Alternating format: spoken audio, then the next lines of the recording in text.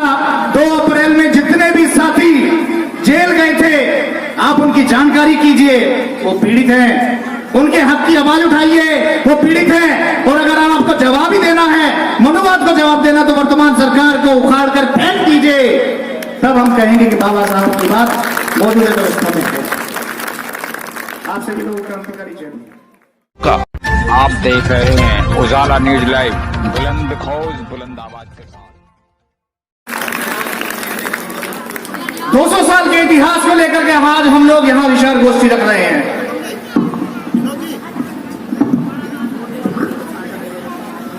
200 साल के इतिहास, भीमा कोरेगांव, 500 महार, 28,000 पेशवा के साथ में हुए उस अस्मिता के युद्ध में, जिसमें पेशवाइयों ने मार्शल लॉ लगा करके झाड़ू और हांडी बांधने का काम महार जाति के लोगों के साथ में, दलितों के साथ में किया था, उसका प्रतिशोध देने के लिए भीमा कोरेगांव हुआ, शहादतें हुई। आज हम लोग उस इतिहास को याद कर रहे हैं। जोरदार तालियां उन सभी क्रांतिकारी वीरों के लिए जिन्होंने अपनी अस्मिता के लिए लड़ाई लड़ी। मैं विकास दयाल हापुड़ की धरती से आप तमाम बाबा साहब के लिए, बहुजन समाज के लिए और समाज की क्रांति के लिए यहां बैठे हुए हैं। आप सभी लोगों के लिए जोरदार तालियां इस सम्मान के लिए। साथियों, अभी हाल ही में चूंकि एक 1818 में क्रांति हुई थी और एक 2018 में क्रांति हुई है, वो 2018 में क्रांति समस्त भारत में कुछ राज्यों को छोड़ करके हुई है। 200 साल बाद वो इतिहास दोहराया गया है, जिसमें हमारे 13 बच्चों को शहादत देनी पड़ी। 2 अप्रैल 2018 भारत बंद SC एक्ट को लेकर के जो किया था, मैं समझता हूं वो सभी साथी, जितने साथी यहां मौजूद हैं, उस इतिहास के प्रमुख गवाह हैं।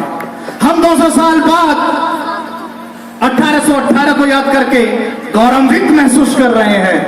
हम 2018 को याद करके गौरवान्वित महसूस हमें करना चाहिए। उनके लिए जोरदार तालियां जिन्होंने अपनी शहादतें दी हैं, उनके लिए जोरदार तालियां जो फर्जी मुकदमे वर्तमान सरकार के माध्यम से अभी तक झेल रहे हैं। हम शौर्य दिवस की बात कर रहे हैं, लेकिन अपनी वो आवाज, उन पीड़ितों की आवाज को मजबूती से उठाने में अक्षम है। बाबा साहब को धोखा देने में सक्षम है, बाबा साहब को धोखा देने में सक्षम है, क्योंकि हम उन लोगों की बात नहीं कर रहे जो लोग हमारे समाज की अस्मिता को बचाने के लिए जेल गए, जिन्होंने अपनी शहादतें दी। वो 13 लोग जो ऑफिशियली रिकॉर्डेड हैं, अनऑफिशियली रिकॉर्डेड बहुत ज्यादा है।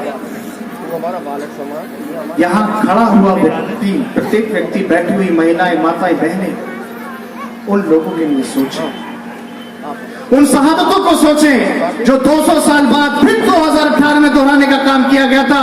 तब भी मनोवाद था, तब भी ब्राह्मणवाद था और आज भी ब्राह्मणवाद और मनोवाद है।